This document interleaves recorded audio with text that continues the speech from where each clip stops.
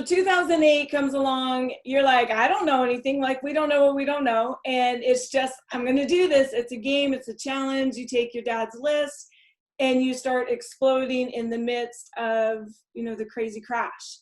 And you're doing very, very well. And then all of a sudden you hit another pivotal point where you sat back, you had your house, you have your family, and you're broke.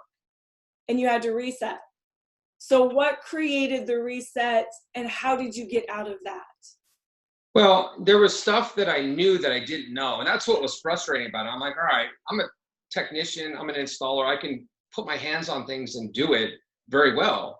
Running a business, totally different ballgame, and I watched my dad basically start to do very well. And then he ended up failing and he might have saw everything coming, but he didn't plan ahead to make sure that they can get through that. And which is a lesson that I learned now. And I look at it and go, okay, especially with say what's happening right this moment. It's like I think we did a fairly good job mobilizing to get through what's going on with the COVID stuff.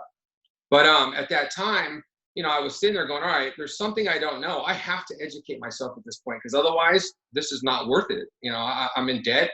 I'm struggling just to get jobs and to pay. And I have guys that I'm responsible for.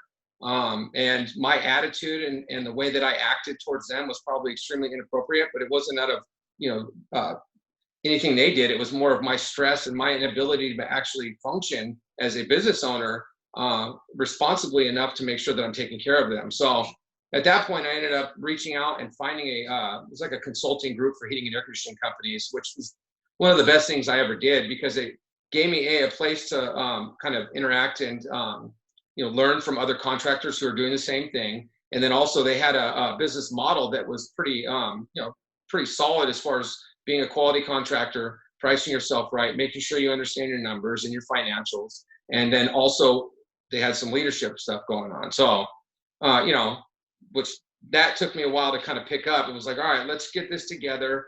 Let's actually create a business plan, which I had no clue what that was at the time. When I did go out there and we did create the business plan, I'm looking at the revenue goal and I'm going, yeah, right, this ain't gonna happen, And so the next year, that was 2012 when we created that. We created 2013's business plan. We went out there and I exceeded it probably about 25%, which I was like, okay, cool, And from that point forward, the next couple of years until 2005, we were growing at about a 30% rate. One of the things I know now, it's like, okay, if you're going to grow at that rate, you have to kind of set yourself up to be able to accommodate that later on.